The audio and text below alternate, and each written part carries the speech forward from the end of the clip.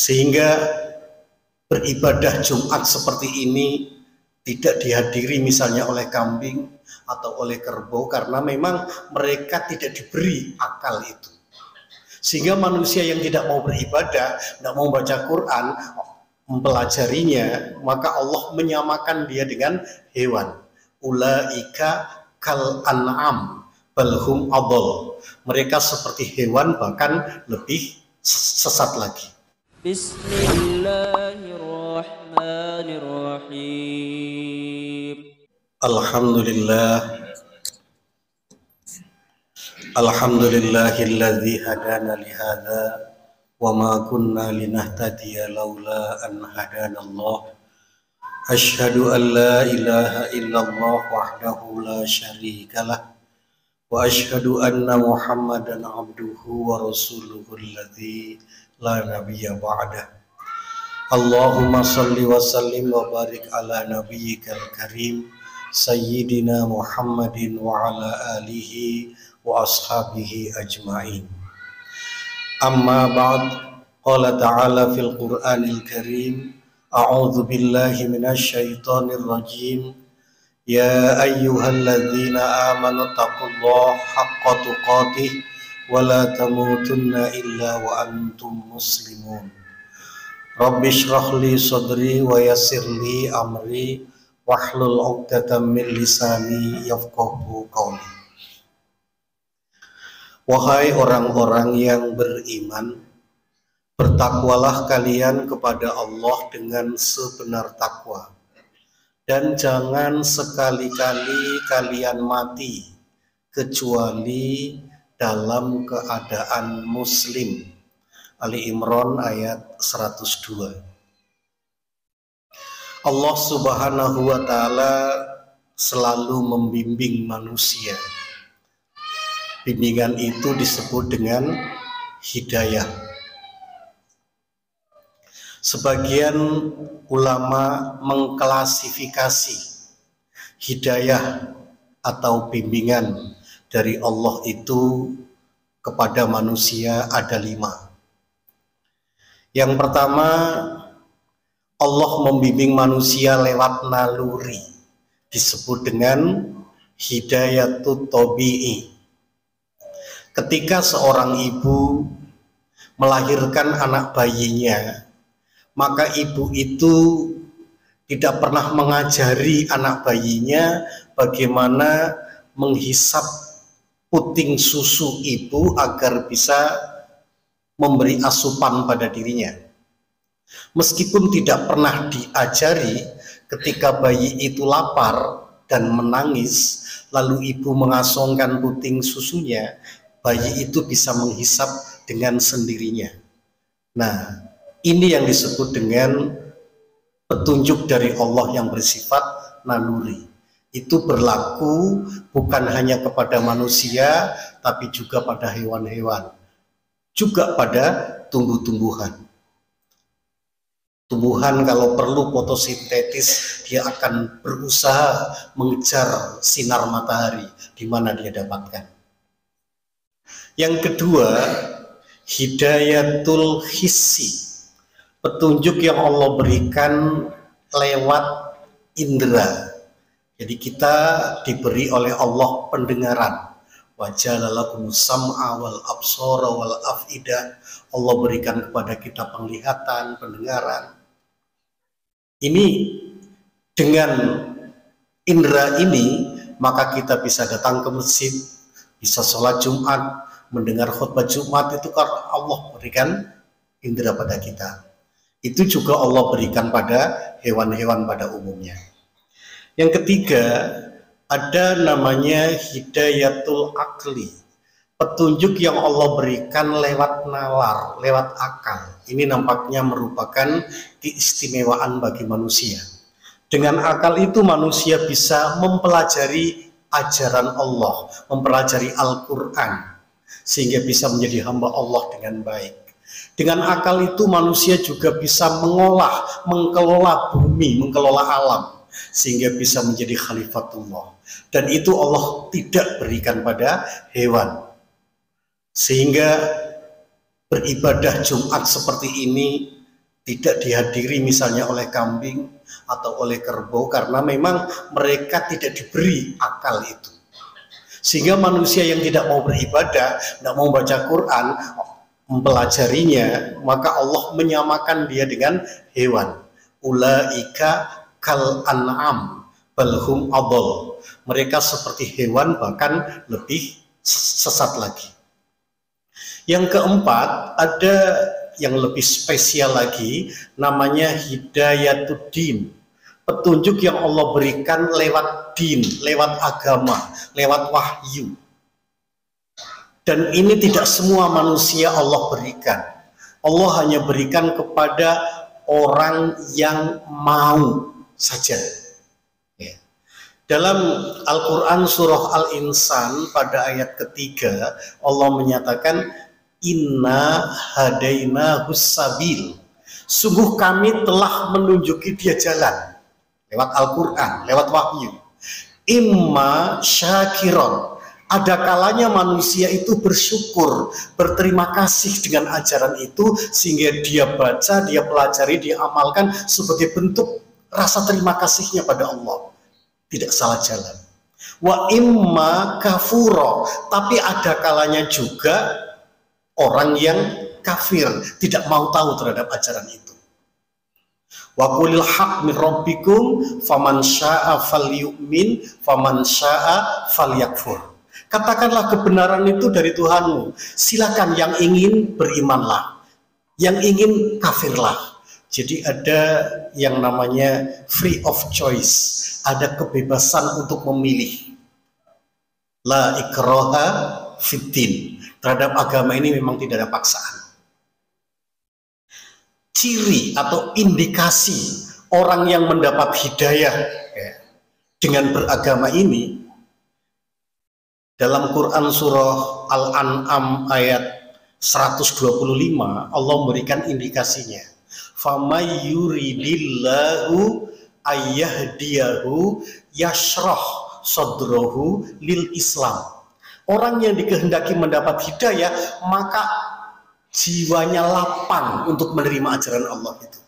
Wa may yurid ayyudillahu, adapun orang yang dikehendaki tersesat, yaj'al sadrahu doyikon. Dia menjadikan dadanya itu sempit, harajan, sesak, ka'annama yas'adu fis sama, seolah-olah dia mendaki naik ke langit. Jadi ciri orang yang mendapat hidayah agama, hatinya lapang menerima agama ini. Jadi ajaran dalam agama itu akan disikapi dengan lapang, ada juga yang mensikapi dengan sempit dada. Misalnya kita mendengar adzan. Adzan itu adalah salah satu ajaran dalam agama kita. Ada orang yang begitu mendengar adzan subuh, dia berterima kasih pada Allah dan membaca, memujinya. Alhamdulillah, Allah menghidupkan saya pagi ini.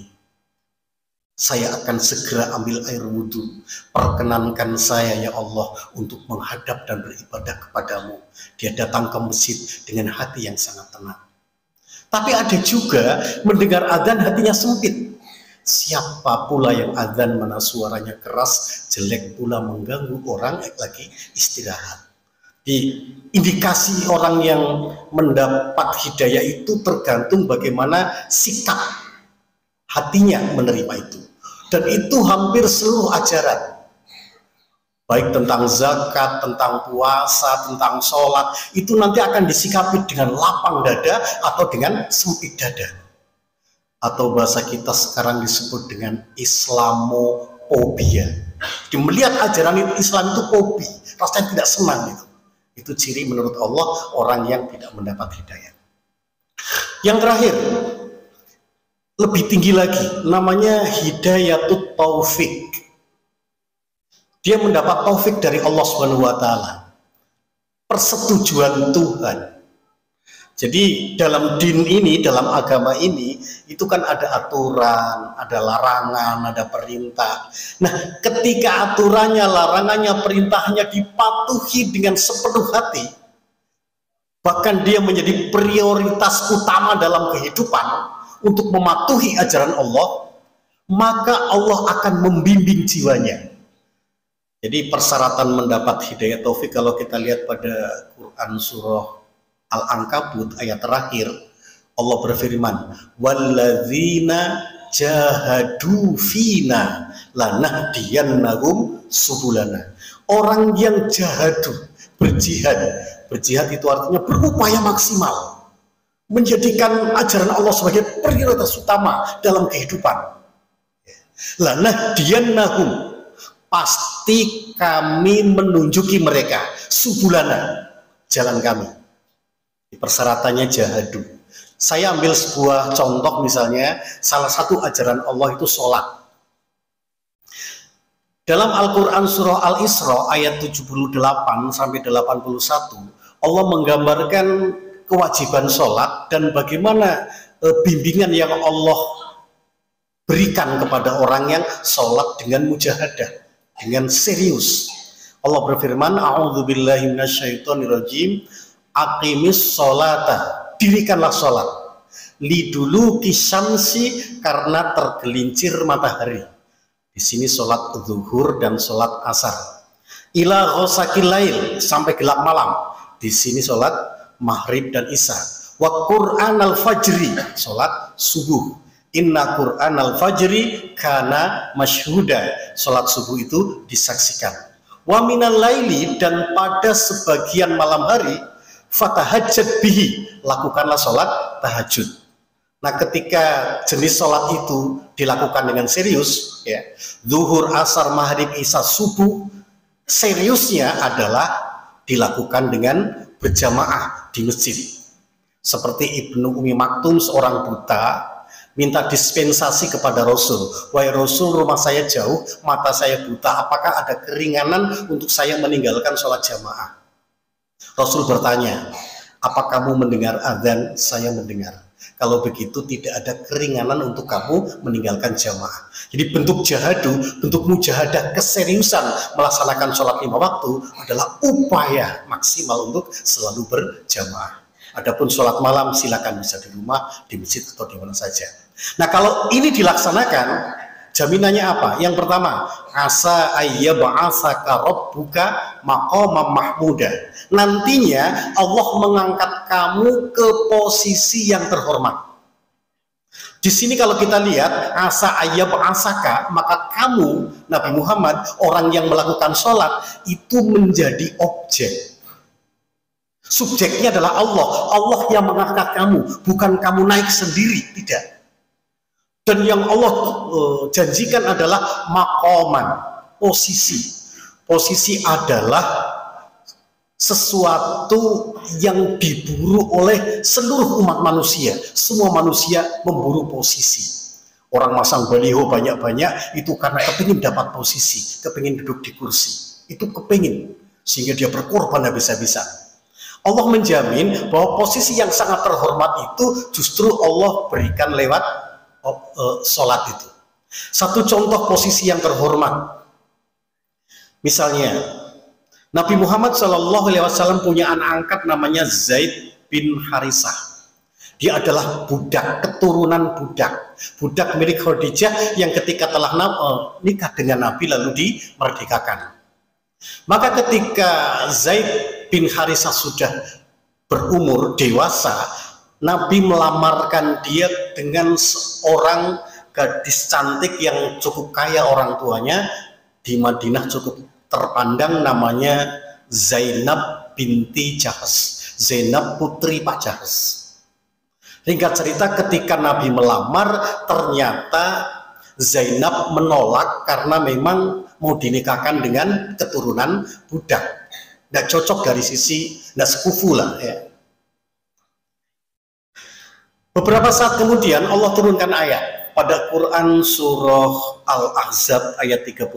Allah berfirman, wa ma kana lil mu'mini wala mu'minatin, tidak pantas seorang laki-laki mengklaim sebagai mukmin, wala mu'minatin, seorang wanita mengklaim sebagai mukmin, idza qadallahu wa rasuluhu amron, ketika Allah dan Rasulnya telah menetapkan satu ketetapan, ayyakuna lahumul khiyaratu min amrihim, dia masih mencari alternatif yang lain.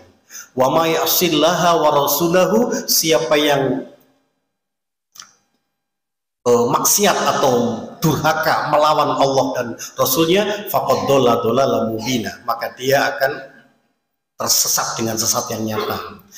Kita bisa baca dalam sejarah bahwa setiap ayat turun Nabi menghafalkan dan menyuruh para sahabat menghafalkan, menyuruh juga Zaid bin Sabit untuk menulisnya, sampailah ke telinga Zainab. Ketika Zainab mendengar ayat ini turun, maka dia merasa bersalah. Jangan-jangan saya yang dimaksud dalam ayat itu, karena kemarin menolak lamaran Nabi. Walhasil Zainab akhirnya minta untuk dinikahkan meskipun dengan seorang keturunan budak sekalipun. Setelah nikah ternyata rumah tangga mereka tidak harmonis, lalu Zaid selalu minta cerai. Tahan istrimu, begitu kata Nabi. Berulang-ulang karena tidak tahan, tidak harmonis dalam berumah tangga, akhirnya bercerai. Dan ayat perceraian itu berada pada ayat ke-37 surah Al-Ahzab itu. Saya akan bacakan sepotong kalimat dalam ayat ini. Allah berfirman, falamma qadha Zaidun minha wataran zawajnakaha. Ketika Zaid telah menyelesaikan urusan perceraian dengan Zainab, maka aku nikahkan kamu Muhammad dengan Zainab. Lihat di sini Zainab nikah dengan Zaid itu tidak punya rasa cinta, bahkan mungkin tidak kenal sama sekali, bahkan tidak senang, tetapi tetap dijalani karena takut akan dianggap durhaka kepada Allah dan Rasulnya. Dia patuh walaupun berakhir dengan perceraian. Dengan kepatuhan itu kepada ajaran Allah, maka Allah mengangkat Zainab. Tidak terlintas pada diri Zainab ataupun bapaknya yang bernama Jahaz bahwa dia kepingin nikah dengan Rasul. Tetapi ternyata Allah angkat dia sebagai istri Rasulullah, menjadi ummul mukminin, ya, dihormati oleh seluruh umat Islam di penjuru bumi dari mulai zaman Nabi sampai hari kiamat. Itu namanya maqaman mahmudah. Yang lihat dalam ayat ini Allah menyatakan zawajnakaha, aku nikahkan kamu Muhammad dengan Zainab. Jadi bahasa kita pengulunya, Imam P3 NCR-nya itu langsung Allah Subhanahu wa taala. Allah yang menikahkan, dan nikahkan dengan orang pilihan Allah yang terbaik dunia akhirat, dan diabadikan dalam Quran, dibaca oleh umat Islam sepanjang zaman. Insya Allah kalau kita betul-betul berusaha mengendalikan diri, wa amaman khaufa maqama rabbihi wa nahan nafsa 'anil hawa, takut kepada kedudukan Tuhan, lalu dia berusaha untuk mengendalikan diri dari mengikuti hawa nafsunya, fa innal jannata hiyal ma'wa, surga tempatnya. Asa ayam asaka rabbuka maqama mahmuda wa qur rabbi adkhilni mudkhala sidqin wa akhrijni mukhraja sidqin waj'al li min ladunka sultanan nasira. Ya Allah, masukkan kami ke tempat yang baik, keluarkan kami yang ke tempat yang baik. Artinya Allah membimbing jiwanya, lalu langkahnya dibimbing, kemanapun dia masuk, kemanapun dia keluar, maka akan tepat sasaran, ya, karena memang terbimbing. Bahkan dalam hadis Arba'in yang kita kenal, An-Nawawiyah, di situ ada 40 hadis. Salah satu hadis menerangkan tentang hidayah. Allah berfirman dalam hadis qudsi, Rasul bersabda, ya, wala yazalu 'abdi yataqarrabu ilayya bin nawafil hatta uhibbahu. Kalau seorang hamba senantiasa mendekat kepadaku dengan melaksanakan ibadah nawafil, sunnah, sampai aku mencintai dia. Fa idza ahbabtuhu, nantinya kalau aku sudah mencintai dia, aku menjadi matanya saat melihat, tangannya saat memegang, kakinya saat melangkah, begitu. Telinganya saat mendengar. Artinya inilah orang yang mendapat taufik, hidayah taufik dari Allah karena sudah dekat pada Allah sampai Allah cinta pada dia. Maka adkhilni mudkhala sidqin wa akhrijni mukhraja sidqin. Manapun dia masuk, dia keluar akan diantar oleh Allah Subhanahu wa taala, dituntun oleh Allah Subhanahu wa taala. Waj'al li min ladunka sultanan nasira, dan Allah juga akan selalu memberikan pertolongan untuk memenuhi kebutuhan-kebutuhannya. Ya. Wa qul ja'al haq wa zaqal batil, orang-orang yang dekat dengan Allah Subhanahu wa taala melaksanakan ibadah salat wajib dan salat lail, ya, secara serius, maka inilah orang yang dipercaya oleh Allah Subhanahu wa taala untuk menampilkan kebenaran di muka bumi ini. Wazakol batil, dan dengan demikian kebatilan itu akan menjadi musnah. Innal batila kana zahuqa, memang kebatilan itulah yang pasti musnah. Barakallahu li wa lakum fil Qur'anil Karim wa nafa'ani wa iyyakum bima fihi minal ayati wa dzikril hakim innahu huwal barru ghafurur rahim.